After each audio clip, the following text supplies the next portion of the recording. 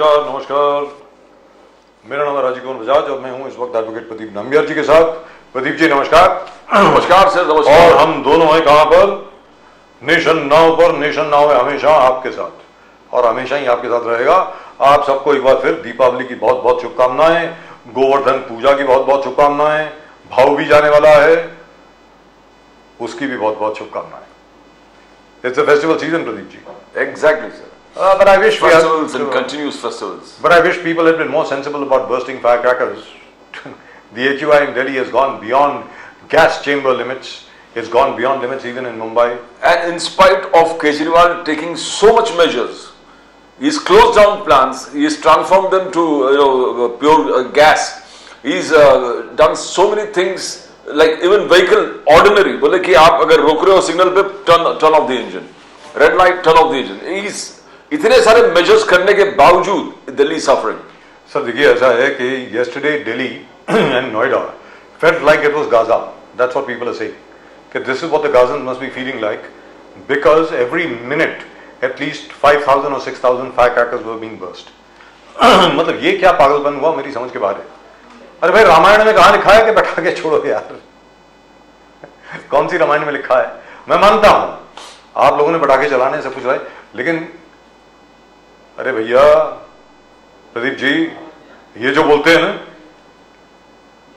कि हिंदू फेस्टिवल्स में ही कोर्ट क्यों इंटरफियर करता है, छोटी सी बात आप लोगों के सामने रखना चाहता हूं। आपको मालूम है ये पटाखे चलाने का, फुलझड़ी चलाने का ये पूरा का पूरा ट्रेडिशन, परंपरा जो है कहां से आई है? जानना चाहेंगे? ये सबसे पहले शुरू करी बादशाह शाहजहां ने। यमुना के तट पर जब दिवाली मनाई जाती थी वहां पर फुलझड़ी और चाइनीज क्रैकर्स चलाए जाते थे। जी तो आप क्या कर रहे हैं खुद सोचिए। आप कहते हैं ना कि ईद के अंदर कोई हस्तक्षेप नहीं होता, क्रिसमस के अंदर कोई हस्तक्षेप नहीं होता, सिर्फ हिंदुओं के ही त्योहार में क्यों हस्तक्षेप होता है? अरे भैया इसलिए हस्तक्षेप होता है क्योंकि फायर क्रैकर्स से, पटाखों से हवामान जो है वो दूषित होता है, जिसकी वजह से लोगों को रेस्पिरेटरी प्रॉब्लम्स होती हैं, लंग्स लोगों की खराब होती हैं, लोग जो हैं सांस नहीं ले पाते। मेरे जैसे लोग for example even in Mumbai Pradeep ji where I stay it almost seemed as if there was a war going on. पूरी रात पटाखे चले हैं साहब। Nobody took out the Bombay High Court direction 7 to 10. It was 24 hours. It was 24 hours, 7 to 10. Sahab, it was 7 to 10 o'clock the next day. That's what they said. Because they said it did not specify 7 p.m. to 10 p.m. उनका भी 7 in the morning to 10 a.m. the next day. 24 घंटा हो गया। So मेरा ये कहना है कि बड़ा at least we should be sensible. मतलब क्या है कि पंजाबी में कहावत है, पोके जट कटोरा लब्या पानी पी पी आफरे आ। एक आदमी को जो बेवकूफ है, जाट वैसे ही उसका नाम लगा है, जाट नहीं है, उसको एक कटोरा मिल गया साहब। वो अपना कटोरा सबको दिखाने के लिए सारा दिन सिर्फ पानी पिया जाए उसमें, वो हम कर रहे हैं। क्या हो गया हमको? अरे भाई पटाखे चलाने हैं, फुलझड़ी चलाइए, आप वो चक्री वकरी चलाइए, अनार चलाइए। ये क्या कर रहे हैं आप लोग? मेरी समझ के बाद है। I have just been told our guest mister Chandan Goswami from Nagpur has just been disconnected. I don't really know why. Perhaps we'll try and get him back on. But in the meantime, Pradeep ji, Mr. Modi has been attacking the Chhattisgarh Chief Minister, Mr. Bhupesh Baghel. I would have expected that that job would be left to the local leadership of Chhattisgarh, like somebody like Dr. Raman Singh or somebody like that. You know, I don't know. What do you think? Sir, Prime Minister Modi Sahab is the star campaigner, #1 star campaigner for all elections for the BJP. Now, to a certain extent, you have to give due credit. If you take the example of Maharashtra, BJP actually became the #1 party after Mr. Modi came in, both in the local municipal councils as well as state assembly. And MP तो सवाल ही नहीं उठता because BJP swept the entire polls. So, continues 2014 से लेकर 2019, most of the places, if there is an impact, there is an impact because of Prime Minister Modi. And if there is no Mr. Modi, I don't think so. अगर वो कर रहे हैं, you can take both the ways. Why should the Prime Minister come to local level and take on the chief ministers of each state? But then let us understand one thing, that there was one India is Indira is India. Now is Prime Minister Modi is only India. I mean, everything about India has got to do with Prime Minister Modi. Certainly, we don't say Modi is India. We say Modi is India. ये मोदी का भारत है जी. आजकल ये नहीं बोलता कोई कि India is Modi, हर कोई ये बोलता मोदी इज इंडिया. इस तरीके से बात होती है. And we also say the same thing, and Modi ji is done a wonderful job. ऐसी कोई बात नहीं है, मतलब उसमें there is no doubt about it. और वो टंटा साहब ने बोला था इंडिया जिंदा, इंडिया जिंदा, बहुत पहले की बात है. फिर उनको अंडमान भेज दिया गया था एक्चुअली, अपने टंटा साहब को, जिन्होंने ये बोला था. It is wrongly attributed to a couple of other people, which is absolutely wrong. And I believe Mrs. Indira Gandhi herself objected to it, and she said, "ये क्या है, ये क्या बकवास है?" मतलब, but it got stuck. But it stuck. I mean, you know, it's like Ashwatthama the elephant. What do you do? But there is no doubt. I mean, in one particular time, she was supreme in everything that she did. Everything that she did was fitting very well for the country. I somehow feel and right now, everything that Mr. Modi does fits in itself very well for the country. With the state elections, you talk about local bodies, you talk about everything. And you it's speak, all Mr. Modi. And you speak internationally about India's position as well. So international, national, state level and local bodies. Mr. Modi is there everywhere, and any faith in the BJP problem, let us also agree to the very fact, is because of Prime Minister Modi. Even Lal Krishna Advani ji could not attain that stature which Mr. Modi. No. Everything is about Prime Minister Modi. That Modi ji ne. And people love him. Yes. सबसे बड़ी बात यह है कि the people of India love him. आप जहां मर्जी चले जाइए, हो सकता है कि भारतीय जनता पार्टी का इतना वर्चस्व ना हो तमिलनाडु में या केरल में, लेकिन वहां पर भी जब मोदी जी की सभा होती है, कुछ होता है, आप देखिए वहां पे लोगों को देखिए, लोगों का फेस देखिए, मतलब कितना प्रभाव उनका होता है. वह जो मर्जी, in fact even in the north east, even Paschim Bangal में देख लीजिए, मतलब, and even in Jammu and Kashmir. So I don't think there is any doubt about who is the most popular leader today in the country. And I think BJP has very very smartly planned their moves that जहां पर है उसको आप consolidate करो. जी. जितना areas है state और Lok Sabha elections में, which they got 303 seats, उसी पे concentrate करो, get the maximum out of there, or at least maintain that level. And everything else is a bonus. Everything else is a bonus. So what come out from states, non-BJP states, is going to be just bonus. And if you consolidate all that you've got, and that's what Prime Minister Modi is exactly doing, consolidating his position. And the manner in which Mr. Devendra Fadnavis has been working in Maharashtra, in all likelihood, the BJP might actually attain that figure. Out of 48, they might actually get 43 or 44, right over here in Maharashtra, the way Mr. Devendra Fadnavis and the BJP have been functioning. हो सकता है कि जो बाकी सब लोग हैं, मतलब उनका हो सकता है कि उनका ठन गोपाल हो जाए, मतलब very. Sir, one thing is very clear. I mean whatever you से, ग्राम पंचायत आप नेगेट कर सकते हैं, एबी फॉर्म नहीं देते हैं, पॉलिटिकल पार्टी के सिंबल पर नहीं लड़ते हैं. Sir, it's an indicator. It's an indicator. And आप नकार नहीं, and it falls in that particular order कि BJP number 1, Ajit Pawar, I mean, surprisingly came straight. It shows his administrative skills. He kept a low profile, worked on the ground level, worked what he does best, administration, and he's number 2. And number 3 is Shinde, Eknath Shinde ji. And Sharad Pawar ji has probably. जी, सबसे बड़ी बात यहाँ पर ये बनती है कि अगर ऐसी बात थी, तो जो 202 का फिगर है या 204 का या 402 का जो फिगर है कांग्रेस के लिए, वो भी नहीं होता. Exactly. अगर ये फ्रॉड होता है इलेक्शन, जिस तरीके से लोग बोल रहे हैं, तो how could the Congress maintain its level? सवाल सीधी बात. सो ये कहना, ये देखिए साहब, ऐसा है, अगर आप जीत गए, फॉर एग्जांपल, अगर मान लीजिए उद्धव ठाकरे जी की बहुत ज्यादा सीटें आ जाती पंचायत में, तो कहते देखा लोग हमारे साथ हैं, और क्योंकि नहीं आई हैं तो भाई साहब एबी फॉर्म नहीं है, सिंबल नहीं है, ये नहीं है, वो नहीं, ये तो सब बेकार की बात है. And at the moment with us from Nagpur, I think we have from the BJP, I think it's Mr. Chandan Goswami. Am I right? I think. Yes. Mr. Goswami. Very good evening, sir. Namaskar. हर हर महादेव. जय सिया राम. जय सिया राम. जय Siya Ram sir. जय सिया राम. आपको दीपावली की बहुत बहुत शुभकामनाएं. आपको दीपावली की बहुत बहुत शुभकामनाएं सर. आपको आवाज आ रही है सर? हाँ, आवाज आ रही है जी. लवली. तो गोस्वामी साहब, अयोध्या में जो दीपोत्सव हुआ, उसकी चर्चा पूरी दुनिया में जिस प्रकार न जाने मतलब पूरे जितने दीप जलाए गए वो तो मतलब वर्ल्ड रिकॉर्ड बन गया। और जिस प्रकार आज की तारीख में अयोध्या में विकास हो रहा है, जबरदस्त, बिल्कुल वंडरफुल। और अब आगे जाकर के ये भी कहा जा रहा है कि जिस प्रकार अयोध्या में विकास होने जा रहा है, it will be comparable to any of the best cities in the world, ये कहा जा रहा है। गोस्वामी साहब बताएं। बस राम राज्य आ गया है तो समझिए आप इस भारत के अंदर में पुनः राम राज्य आ गया है। और हिंदू राष्ट्र जो पहले से भारत था उसमें राम राज्य की संकल्पना सभी की पूरी होती हुई दिखाई दे रही है।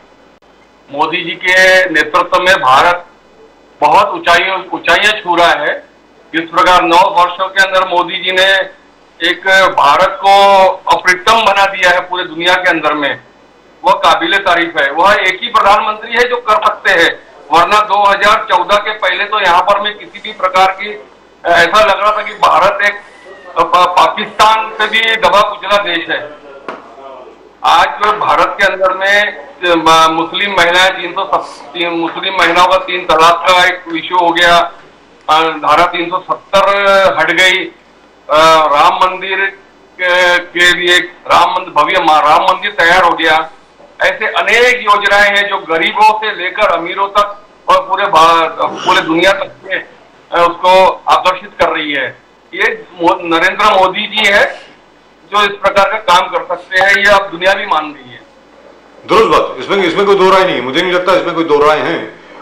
लेकिन एक चीज बताएं सर, जैसे छत्तीसगढ़ में आज की तारीख में नरेंद्र मोदी जी खुद आलोचना कर रहे हैं भूपेश बघेल की, वो क्या वो महादेव ऐप को लेकर के।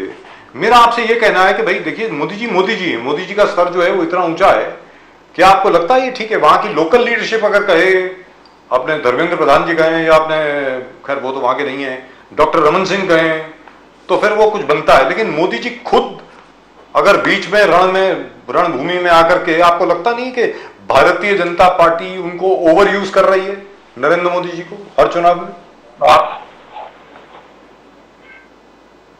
आवाज में ऑडियो में आपको कट हो रहा है सर। मैंने ये कहा कि आपको लगता नहीं है कि जिस प्रकार आज की तारीख में मोदी जी हर स्टेट में कैंपेन कर रहे हैं, जहां जहां पर चुनाव है, कि भारतीय जनता पार्टी उनका कुछ ज्यादा ही इस्तेमाल कर रही है।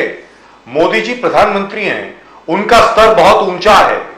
आपको लगता नहीं है कि इस निचले स्तर पर आकर के शायद लोकल लीडरशिप को ज्यादा कैंपेन करना चाहिए? सर लोकल भी करते हैं, नहीं लोकल भी कर रहे हैं, ऐसी बात नहीं है। लेकिन भारतीय जनता पार्टी भी एक संगठन है, संगठन के द्वारा ही माननीय नरेंद्र मोदी जी प्रधानमंत्री बने हैं। ये हमें ये भी भूलना नहीं चाहिए कि भारतीय जनता पार्टी के प्रधानमंत्री के तरफ से प्रधानमंत्री भारत में बनाए गए नरेंद्र मोदी जी पहले वे संगठन के कार्यकर्ता है। मोदी जी वे हर रोल को बखूबी निभा रहे हैं, निचले स्तर का नहीं बोल सकते इसको। अब देखिए छत्तीसगढ़ में जिस प्रकार से भ्रष्टाचार एक लंबी फहरिस्त है, उसको तो प्रधानमंत्री के स्तर पर अगर गए, भारतीय जनता पार्टी का हर कार्यकर्ता बता रहे हैं, लेकिन प्रधानमंत्री जाते हैं तो वो सब चीजों का खुलासा भी कर रहे हैं। जिस प्रकार से आज उन्होंने महादेव ऐप के बारे में कल बोला था जी, भाई आप बताइए, आपको 500 कुछ करोड़ रुपए मिले हैं, तो आपके सेंट्रल को कितने मिले हैं? आपकी लीडर, आप कांग्रेस की लीडरशिप को कितने मिले हैं दिल्ली के अंदर में? ऐसे कई भ्रष्टाचारों को उजागर कर रहे हैं जिसमें भारतीय जनता पार्टी का कार्यकर्ता लगा हुआ है। और मुझे यह अपना यकीन है कि छत्तीसगढ़ में पुनः भारतीय जनता पार्टी की सरकार बनेगी। और मध्य प्रदेश में सर? मध्य प्रदेश में भी पूरी तरह भारतीय जनता पार्टी 5 राज्यों में बनेगी। राजस्थान में भी, मध्य प्रदेश, छत्तीसगढ़ में तो बिल्कुल बनेगी, बिल्कुल। और तेलंगाना सर? तेलंगाना में तो देखिए आपको सब पता है, तेलंगाना में हमारी बनने के चांसेस है, लेकिन कहीं हो सकता है कि हम सत्ता के करीब पहुंच जाए, ये हम आशा रखते हैं। क्या बात है, क्योंकि प्रधानमंत्री और क्योंकि हमारे हर लीडर की और प्रधानमंत्री की भीड़ में ऐसे जन सैलाब उमड़ पड़ रहा है, तो हमें पूरा कॉन्फिडेंस होता है कि यहाँ पर भी हमारी सरकार बनेगी। लेकिन हम उनको वोटों के अंदर तब्दील करना चाहते हैं। हम चाहते हैं कि ये वोटों में तब्दील हुए और भारत के साथ साथ जिस प्रकार के अन्य प्रदेशों में भी हमारे भारतीय जनता पार्टी की विकास शुरू है, तो तेलंगाना में भी विकास हो गया, राजस्थान में भी विकास हो गया अच्छी तरह से। गोस्वामी साहब, आपका कैंपेन क्लियर है। 22 जनवरी 2024 नरेंद्र मोदी जी प्राइम मिनिस्टर प्राण प्रतिष्ठा राम मंदिर का करेगा और BJP is already start the bugle. Ram आ रहा है, राम आ रहा है, ये आपने चालू कर दिया। बीजेपी का कैंपेन पूरे देश में चालू कर दिया।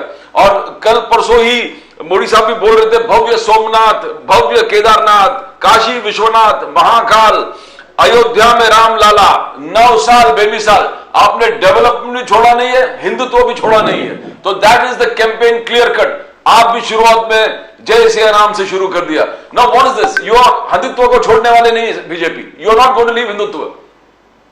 बोलो गोस्वामी साहब। नहीं, देखिए, हम इन नारों के साथ में, डेवलपमेंट के साथ में, मंदिरों के साथ में हर तबके का, हर वर्ग का ख्याल रखा जा रहा है। यहाँ तक कि पूरी दुनिया के अंदर में हम अपनी इकोनॉमी का भी ध्यान रख रहे हैं।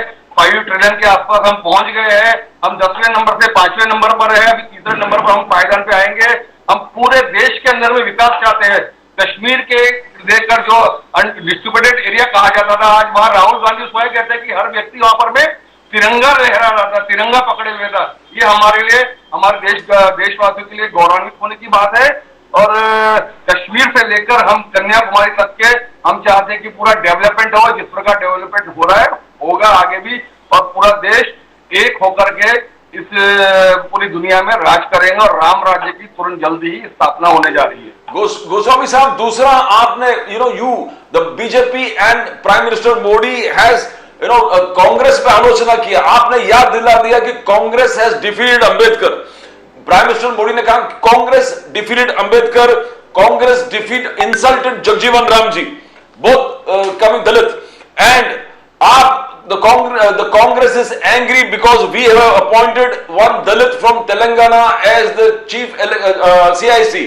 तो what are you trying to portray that? आप ये पोर्ट्रे करना चाहते हैं Goswami ji that Congress is anti-Dalit, anti-OBC, anti-SC. What are you trying to do, Goswami साहब? Yes, definitely. कांग्रेस ने केवल भ्रष्टाचार, अपराधीकरण, दंगे, जातिवाद, एंटी-OBC जैसे अपना चाइना के साथ मिलकर के देशद्रोही जैसे काम करना, ऐसे अनेक काम किए कांग्रेस और उनके साथियों ने, जो कि यहाँ पर में देश का हर नागरिक पहचान चुका है उन्हें। कांग्रेस की पहले तो कांग्रेस का राज्य रहता था तो उसके अंदर में ये बातें पता नहीं पड़ती थी, लेकिन जैसे सोशल मीडिया का और मीडिया का इस प्रकार में हाथ हुआ है, जैसे बढ़ी है, क्रांति बढ़ी है, वैसे वैसे कांग्रेस की पोल खुलते जा रही है। किस प्रकार राहुल गांधी ने उद्योगपतियों के नाम ले रहे हैं, क्यों ले रहे हैं, काय के ले रहे हैं, किसके साथ मिलकर के ले रहे हैं, और किस प्रकार जातिवादी की उन्होंने दलितों में और उसमें फूट डाली थी। ऐसे अनेक बातें जो है वो कांग्रेस का उजागर हो रही है। कांग्रेस को बिल्कुल साफ साफ नागरिकों के सामने आ रही है कि कांग्रेस किस प्रकार हमें बांट रही थी, केवल अपने वोटों के लिए, केवल भ्रष्टाचार के लिए, केवल अपराधों के लिए, केवल दंगों के लिए। इसलिए नरेंद्र मोदी सरकार बिल्कुल आएंगी, भारतीय जनता पार्टी और उनके एनडीए गठबंधन का राज्य राज रहेगा पूरे देश के अंदर। बीजेपी का, कांग्रेस का ऑलरेडी कहना है कि एमपी में करप्शन को आपने बहुत बीजेपी के माध्यम से, उन्होंने 2 टेप्स निकाले हैं नरेंद्र सिंह तोमर जी के लड़के का। एक में 100 करोड़ की बातें कर रहे हैं घूस का, और एक 500 करोड़ की बातें कर रहे हैं घूस का। Narendra Singh Tomar is agricultural minister from the BJP in the centre, and उनके लड़का वहां पर कुछ डीलिंग कर रहे हैं। तो आज प्रेस कॉन्फ्रेंस भी लिया कांग्रेस ने, हाईलाइट करने 100 करोड़ भी, 500 करोड़ भी, और भी टेप्स निकल। तो बोलते कि बीजेपी अपने भ्रष्टाचार को कवर कर रहे हैं मध्य प्रदेश में। बीजेपी ये कांग्रेस, बोलिए कांग्रेस का एक अपना वो षड्यंत्र है। कांग्रेस इस प्रकार के खुद कार्य करती है तो दूसरों के ऊपर में आरोप मढ़ती रहती है, उसके लिए अनेक वीडियो जारी करती है, फ्रॉड वीडियो जारी करती है, ऑडियो जारी करती है। कांग्रेस इस कामों में माहिर है। मध्य प्रदेश के अंदर में इस प्रकार से कुछ नहीं हुआ, अगर कुछ हुआ तो उसका एक कंस्ट्रक्टिव एक उन्होंने सबूत देना चाहिए। जो उनका काम है अपना प्रशासन के शासन के अंदर प्रशासन में रिपोर्ट करावे, उन्होंने वो कुछ भी नहीं किया है, केवल बातें करी है, लोगों को गुमराह करने का केवल काम कर रही है। कांग्रेस के अलावा कुछ नहीं करती है। कांग्रेस का काम है दोहरी नीति और गुमराह करो। कांग्रेस का कहना है कि बीजेपी का दो एकदम मजबूत यंत्र और वेपन है, सीबीआई और enforcement directorate ED and politics of polarisation. आप पोलराइज करना चाहते हो वोटर्स को, और बीजेपी स्पीक्स ऑफ हेट्रेड, यानी नफरत की राजनीति बीजेपी पूरे देश में फैला रहा है। और राहुल गांधी जी एक ही है जो प्यार और मोहब्बत की दुकान हर गली, हर गांव, हर शहर में वो बनाते जा रहा है।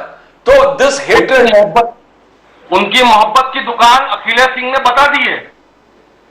अखिलेश यादव ने बता दी है मोहब्बत की दुकान क्या होती है।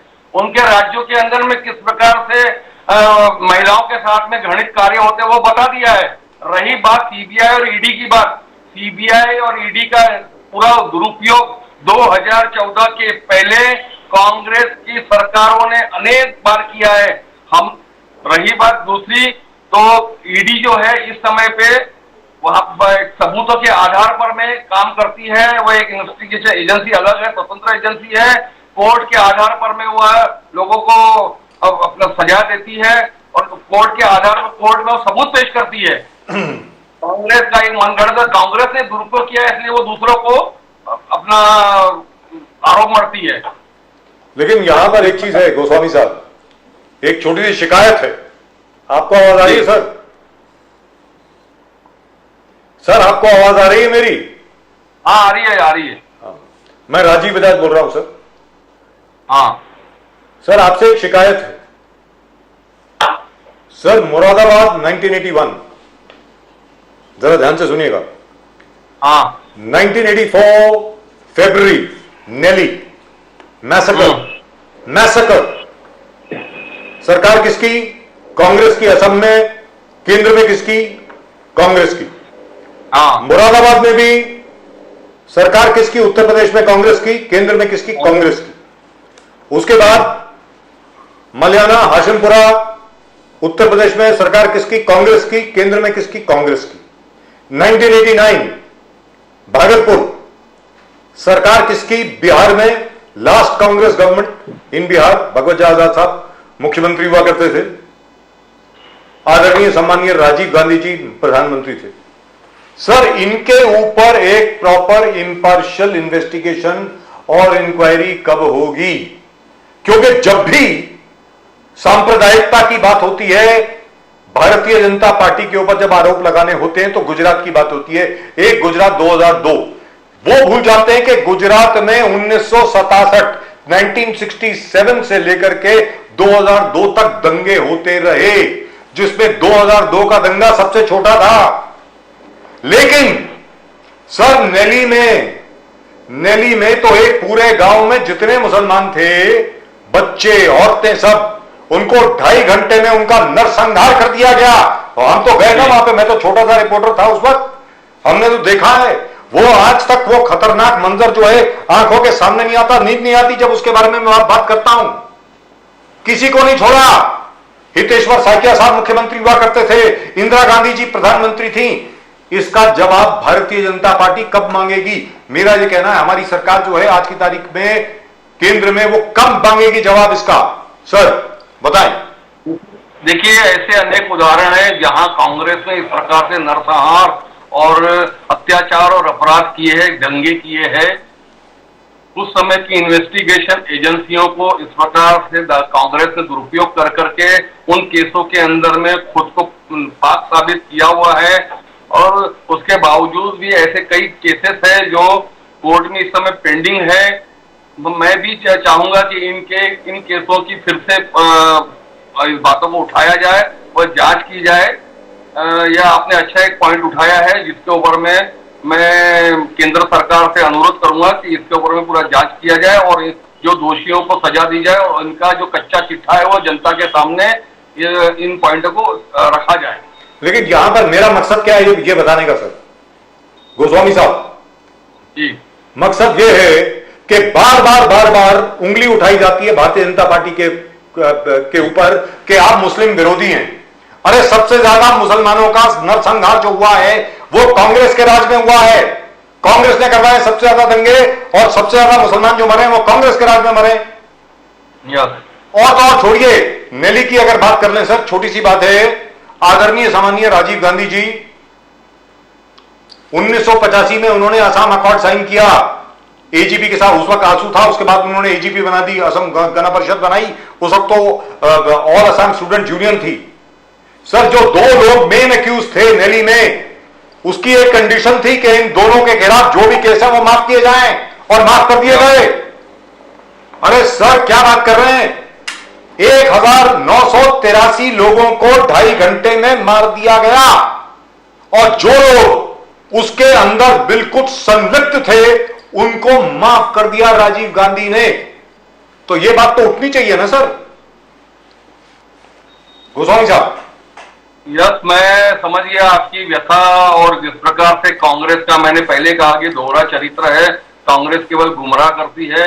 मैं भी ये अपने केंद्र के नेताओं से चाहूंगा कि इस प्रकार की जो चीजें हैं, घृणित कार्य जो हुए हैं, उसको जनता के सामने, आज की जनता, आज की जो युवा पीढ़ी है, उनको उनके सामने ये रखा जाए और उनके ऊपर न्याय छोड़ा जाए, तथा न्याय के लिए छोड़ा जाए कि किस प्रकार देखो कांग्रेस की सरकार करती थी और उसके जो लोग हैं उसके साथ में जो गठबंधन है वो किस प्रकार से करते हैं, और हमारी एनडीए की सरकार क्या करना जा रही है और क्या कर रही है इस समय भी सब आपके सामने है।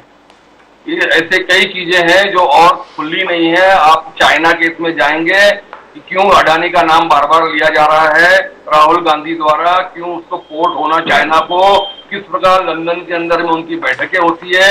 ऐसे कई देशद्रोह के काम कांग्रेस ने किए हैं, ऐसे कई अपराध कांग्रेस ने किए हैं जिसकी उसको सजा अभी मिली नहीं है और मिलनी चाहिए। हम ये चाहते हैं कि जिसने भी कसूरवार उसको मिलना चाहिए। गोस्वामी साहब, प्राइम मिनिस्टर मोदी साहब का कहना है कि आई स्ट्रेंथन द एमएसएमईज को मैंने मजबूत कर दिया है, और मजबूत करने की वजह से 15 करोड़ एम्प्लॉयमेंट अपॉर्चुनिटीज क्रिएट किया है। मोदी साहब कहता है I generated 15 crore employment opportunities, out of which 3.4 crore woman employment create किया। That is what prime minister Modi says, MSMEs को स्ट्रेंथन करके। बट राहुल गांधी, प्रियंका गांधी दोनों एक कैंपेन चालू कर दिया है कि आपने ये क्यों किया, आपने फार्म लॉस लेके आए, विड्रॉ किया, आपने जीएसटी लेके आए और छोटे उद्योग को टोटली बर्बाद कर दिया है, डिमोनेटाइजेशन लेके आए, और ना टेरर अटैक्स कम हो गए, ना अलग अलग जो बेनिफिट बोले कुछ नहीं, आप उसको मनाते भी नहीं एनिवर्सरी। 2000 रुपया आपने लेके आपके कार्यकाल में उसको वापस कर दिया। That is what Rahul Gandhi, Priyanka Gandhi says. तो ये कैसे, एक तरफ राहुल प्रियंका कह रहे कि कोई काम नहीं होगा, मोदी साहब बोल रहे 15 crore employment, how do you justify that Goswami साहब? देखिए सर, इनको क्या लगता है कि यह जो भारत हुआ है 1980 और 1970 के दशक का भारत है, कांग्रेस को आज भी वैसा ही लगता है कि जैसा हम बोलेंगे वैसा होगा। 1947 में जिस प्रकार से नेहरू जी ने किया, 2 टुकड़े करवाए अपने प्रधानमंत्री लालच के लिए, उनको आज भी वैसा ही लगता है। लेकिन आज का युवा पढ़ा लिखा युवा है, आज का युवा हर चीज में आर्गुमेंट करता है और सत्य को मानता है, झूठ को तुरंत नकारता है। इनको लगता है कि आज भी ऐसे बेवकूफ लोग हैं, दलितों को हमने आपस में लड़ाया, मुसलमानों को लड़ाया तो वैसे ही हो जाएगा, नहीं। ये अपने मुगालते में है कि यह युवा पढ़ा लिखा नहीं, जबकि आज का युवा पूरी तरह पढ़ा लिखा है, सक्षम है। मोदी जी के, नरेंद्र मोदी जी के नेतृत्व में जाग चुका है आज का युवा, आज की पीढ़ी जाग चुकी है। तो यह कांग्रेस की एक खुद की मानसिकता है जो वो अपने सपनों में जीती है और गलत गलत बातें बोलती है। झूठ बोलो, बार बार झूठ बोलो ताकि उस सत्य माना जाए, लेकिन उस सत्य को, उस झूठ को नकार रही है पूरी भारत की जनता। और आगे लोकसभा चुनाव के अंदर में देखना किस प्रकार 400 से ज्यादा सीटें भारतीय जनता पार्टी और एनडीए गठबंधन को मिलेगी। सिर्फ 400, अभी तक तो फिगर आ रहा था 500 का। लेकिन गोस्वामी साहब, जो मराठा आरक्षण का मसला है, अब तो धंगर समाज भी आ गया सड़क पे, कोली समाज भी आ गया है सड़क पे, माली समाज भी सड़क पे आ गया है। अब इसको सॉल्व कैसे करेंगे सर? देखिए, ये आरक्षण का मुद्दा है, सभी लोग आरक्षण मांगते हैं, अच्छी चीज है, उनकी आरक्षण होना चाहिए, लेकिन स्वयं मुख्यमंत्री महाराष्ट्र के मुख्यमंत्री स्वयं मराठा समाज को बोल चुके हैं और सभी को आश्वासित कर चुके हैं। वे चाहते हैं कि ऐसा आरक्षण दिया जाए जो कि कोर्ट में चैलेंज होने के बावजूद भी टिके और कोर्ट में चैलेंज होने के बावजूद भी टिके। पुराने कागजात निकाले जा रहे हैं और उस पे एक पॉजिटिवली काम किया जा रहा है महाराष्ट्र सरकार द्वारा। खुद सभी समाज महाराष्ट्र के हैं, सभी मेहनती समाज है और सभी के साथ में न्याय है, वे भी उनको भी होना चाहिए आरक्षण। लेकिन मुझे एक बात और समझ में नहीं आती है, मराठा समाज ने क्वेश्चन ये भी करना चाहिए कि शरद पवार जब कृषि मंत्री थे तब तो उन्होंने कहा था कि मराठा समाज को हम आरक्षण नहीं दे सकते, उन्होंने रिफ्यूज क्यों किया था? जबकि अनेक मराठा मुख्यमंत्री महाराष्ट्र में बने, हम उसमें भी नहीं जाना चाहते, हम लोग भारतीय जनता पार्टी नहीं जाना चाहती। लेकिन एक क्वेश्चन तो बनता है उनसे पूछने का कि क्यों मराठा समाज को उन्होंने पिछड़ा रखा हुआ है, क्यों दलित शोषित रखा हुआ है, शोषित क्यों रखा हुआ है, उनको आरक्षण क्यों नहीं दिया गया लीगली? भारतीय जनता पार्टी और शिंदे गुट और अजीत दादा की सरकार पॉजिटिवली उन्हें आरक्षण देने चाहती है, लेकिन वह टिके, सुप्रीम कोर्ट में टिका जाए। पिछली सरकार की नाकामी की वजह से पिछली सरकार ने सुप्रीम कोर्ट में बराबर अपना ध्यान नहीं देने की वजह से यह आरक्षण कैंसिल हुआ था। जी, लेकिन एक चीज तो है, ये कहा जाता है, अब मुझे मालूम नहीं कितना इसमें सच है, कि शरद पवार साहब 4 बार मुख्यमंत्री बन चुके हैं महाराष्ट्र के, 4 बार जी। उन्होंने कभी मराठा आरक्षण की बात नहीं करी, कभी भी, जब वो मुख्यमंत्री थे। उन्होंने रिफ्यूज किया था उनका। तो एक मेरे पास में कल एक बहुत बड़ी न्यूज आई थी, देखा था, मैंने पढ़ा हुआ था, उस समय का पेपर था, फ्रंट पेज पे रिफ्यूज किया हुआ उन्होंने जी। लेकिन फिर भी it's going to be a very difficult problem to solve sir, that's my opinion. क्योंकि मतलब वेरी फ्रैंकली ईडब्ल्यूएस में मराठा, जो भी मराठा आर्थिक तौर पर पिछड़े हुए हैं उनको इकोनॉमिकली वीकर सेक्शन में लाना तो आसान है, लेकिन ओबीसी में लाना जरा मुश्किल है, मुझे ऐसा लगता है। पता नहीं, हो सकता है कोई लीगल सोल्यूशन निकले इसका। In any way sir, all the very best, thank you so much for joining अस।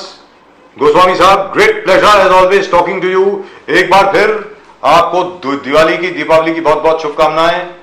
आप इसी तरह आप लोग सब लोग काम करते रहें और अयोध्या को एक इतना भव्य शहर बनाएं, इतना भव्य शहर बनाएं कि सारी दुनिया अयोध्या है, ये देखने के लिए कि रामलला का शहर जो है it is comparable to the best cities in the world. ऐसा होना चाहिए, मुझे ऐसा लगता है। अगर करें तो धन्यवाद। और बनेगा, आपकी जो इच्छाएं है वो पूरी होगी। राम राज आ चुका है और दीपावली के शुभ अवसर पर आपको, आपके सभी दर्शकों को मेरी तरफ से, भारतीय जनता पार्टी की तरफ से शुभकामनाएं। जय सिया राम, जय सिया राम, जय Siya. So Pradeep ji, we do have I'm very surprised that the BJP is not taken up all these causes. I do remember Smriti Irani used to take it up, because I remember briefing her on the same as to all the riots that were conducted, that took place during the Congress regimes. And the fact is that, you know, the Congress used to be in power in the state as well as the center, and Exactly. still there were riots. Now and still the chief minister was never thrown out, like Hiteshwar Saikia in Assam, for example. He continued as chief minister for another 3 terms. I mean, come on. Congress is complaining about Manipur. They're complaining about Manipur, they're complaining about Gujarat. Prime Minister, when are you going to visit? When are you going to visit Manipur? I don't remember Indira Gandhi visiting Delhi ever. I don't remember Mrs. Indira Gandhi visiting Delhi ever, or going to Bodoland or to any other place in Assam at the time when the violence was at its peak.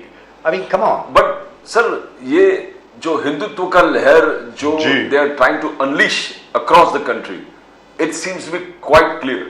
BJP ने अपने जो पिंड जो है tweet, वो कहा कि आ रहा है Ram. You know, this continuous attempt to saffronize the entire country. But that's what the NCP and that's what the Congress and everybody else is saying. That's what we have to fight against. Ram आ रहा है, राम आ रहा है is the pinned tweet of BJP for India. Ram आ रहा है, and you know, they are focusing the very fact that Prime Minister Modi, भव्य सोमनाथ, भव्य केदारनाथ, काशी विश्वनाथ, महाकाल, अयोध्या में Ram Lalla. At the same time, development को छोड़ा नहीं है।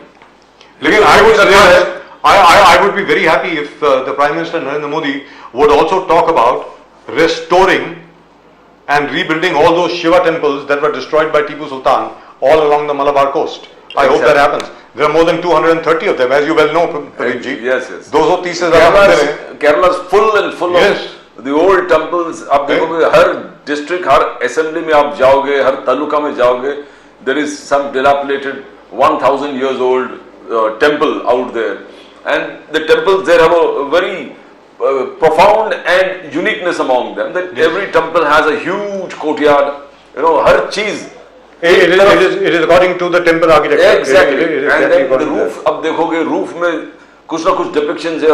It could be of the galaxy, it could be of something, some stories. There were churches. There were over 100 churches which were destroyed. Over 230 temples. Yes. उनको भी restore कीजिए. अगर now that you are on a restoration spree, that will be nice. But I And think- by the way, those are abandoned. It is not as if anybody is taking them over. And I think BJP focuses right now, because time is too short for them. Yeah. Lok Sabha 2024, concentrate on the areas that you're already in and try and consolidate that, retain at least that, so that 303 is attained. Kerala में तो कुछ भी मेहनत करेंगे अभी कुछ होने वाला है. I don't think. And I have another bone to pick as far as the BJP government is concerned. Sir, अभी तक 2015 में गवर्नमेंट ने ये सुप्रीम कोर्ट के सामने प्रॉमिस किया था, Mr. Modi's government, by the way, to Dr. Subramanian Swamy's application in front of the Supreme Court that the Ram Setu should be declared a national heritage monument. आज तक नहीं हुआ sir. 2015 में affidavit दिया है मोदी सरकार ने that we are doing it, as a result of which Dr. Subramanian Swamy withdrew his petition in front of the Supreme Court. Sir 8 साल हो गए आज तक नहीं हुआ है. तो मेरा ये कहना है मतलब I don't understand this. Sir, And number two, today look at we have supported the UN resolution over how Israel should not take over the Palestine territory. Now who will determine what is Palestinian territory and what is Israeli territory? I'm not sure. I thought we had taken a particular stand on Palestine and Israel, which was that all forms of violence must stop. So this particular resolution, I don't know why the government of India supported it. So they are only concerned about Gaza. So Gaza and Palestine. Now it's difficult. I mean, they said we are against any kind of terror attacks, and any terror pads from anything, anywhere needs to be destroyed. So the Hamas was having terror pads next to hospitals, so that along with the terror pad, even the hospitals get destroyed. So everything was happening out there. All terror activities. Now the hostages are there. Now hostages, exchange of hostages. Abhi ye sab. But we coming back to the Ram Temple. Ram Temple, aap jitna BJP hypes it, it is going to have a positive impact on all their already existing good states. It could be Uttar Pradesh, Madhya Pradesh, Gujarat, Maharashtra, Rajasthan. If you talk about all these places, it is going to have a very good spell, you can say, electoral spell on all these states to retain at least what they have got.